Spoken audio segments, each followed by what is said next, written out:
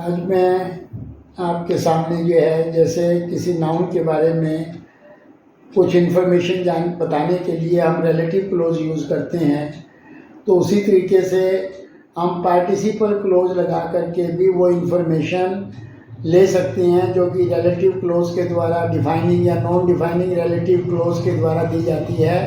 वही इन्फॉर्मेशन जो है हम जो पार्टिसिपल क्लोज होती हैं वो छोटी होती हैं, रिलेटिव क्लोज लेंथी होती हैं। तो किस तरीके से हम रिलेटिव क्लोज को पार्टिसिपल क्लोज में बदलते हैं, उसका क्या नियम होते हैं और किस तरीके से हम इनका नाउन के बारे में सूचना देने के लिए प्रयोग कर सकते हैं, इस विषय पर मैं चर्चा करना चाहता हूँ। मुझे उम्मीद है कि ये पार्टिसिपल क्लोज का नॉलेज आपके लिए काफ़ी उपयोगी सिद्ध होगा।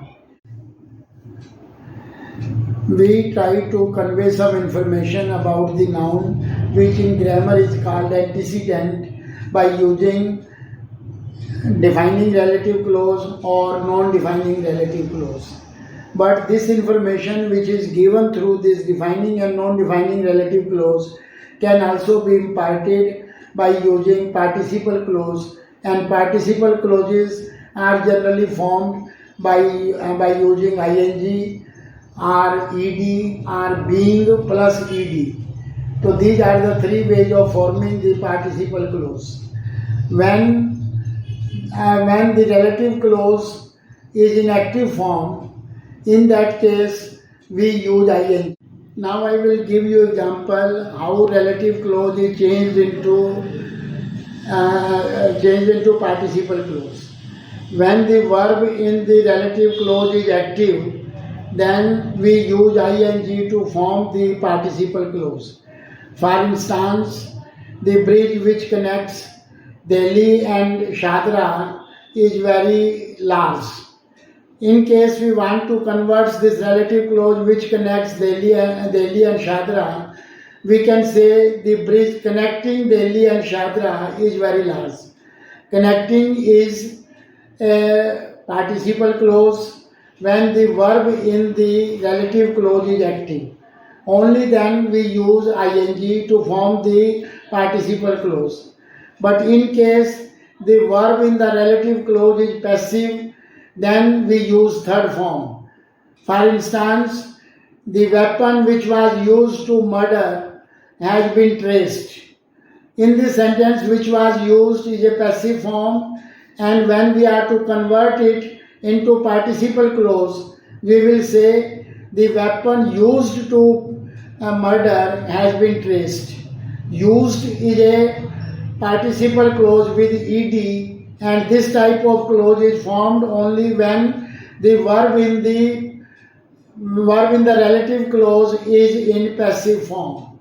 If while making passive being is also used, then before third form being is also retained when we convert relative clause into a participle clause. For example, the boys who are being selected for recruitment are very strong. If we are to change this relative clause into participle clause, then we will say the boys being selected for recruitment are very strong. So we are to see that when we change relative clause into participle clause, we drop the relative pronoun. We also drop the helping verb, and only third form is retained. And if being is also there, then being is also retained. So this is the formula of changing relative clause into participle clause. So participle clause, they shorten this. The book which was published last year is not available now. In this sentence which was published, it is a passive construction. When we will change this relative clause into participle clause, we will say the book published last year, which was will be dropped. Relative pronoun plus में helping verb is generally left out, is generally omitted. You must have got some idea where the relative clause can be converted into participle clause, but there are some exception to it. There are certain cases where relative clause just cannot be converted into participle clause. This happens when there is a noun after the relative pronoun. If there is a noun before the verb, in that case we cannot change the relative clause into participle clause. For instance, the boy whom I gave my book is absent today. We cannot shorten this relative clause whom I gave my book into the boy giving my book. This is not admissible or permissible, since after relative pronoun there is a subject or there is a noun I. The I being there, it cannot be changed into it cannot participle clause. Similarly, when the action described in the relative clause is a single one, then we can't change it into participle clause. For instance, if we say the man who died yesterday is my father, he is my grandfather, so we cannot change it into the man dying yesterday, since this action of dying happened once for all, and it cannot be converted into ing form. So in such cases also, where the action happened as a single event, then participle clause is not allowed. Another example of this type can be the girl who fell off the stairs has received serious injuries. So we cannot say the girl falling off the stairs. So since it was just a single action, and so it cannot be changed into participle clause. And similarly, if the action in the relative clause happens earlier than the main clause, in that case also this kind of participle clause cannot be framed. For instance, if we say the ice which fell last night is frozen now. Which fell last night, it happened earlier, and freezing happened later on. So this cannot be converted into the ice falling last night is frozen now. This is not, but these are three exceptions which have to be borne in mind when we cannot change relative clause into participle clause. Number one, when there is a subject after relative pronoun. Number two, when the action described in the relative clause is a single event.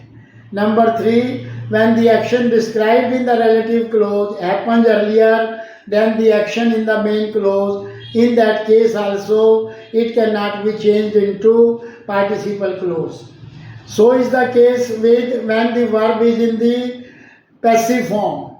If we say if there is subject in the passive construction after the relative pronoun, that sentence also cannot be converted into participle clause. For instance, the book which they were given last month are very useful. The books they were given last month are very useful. The book which they were given, so they it is a noun or pronoun after relative pronoun. So we cannot convert it into the books were given. This is not admissible because the noun has come after the relative pronoun. So in this case also, the conversion of relative clause into participle clause is not permitted. There is one more example where we cannot convert relative clause into participle clause if the modal verb in the relative clause is other than will. If there is should, would, might, if such modal verbs are there, then also the relative clause is not allowed to be changed into participle clause. So these are some simple rules which, if borne in mind, could be very helpful in framing sentences. Sometimes we are not able to understand why this third form has been used. As a matter of fact, that third form is a short form of the relative clause, and this kind of short form is called participle clause. I think my lecture will help you understand these technicalities of relative clause and participle clause and prove very helpful to you. If you find it useful, I would feel thankful in case you subscribe it, like it, to encourage me to produce such videos further.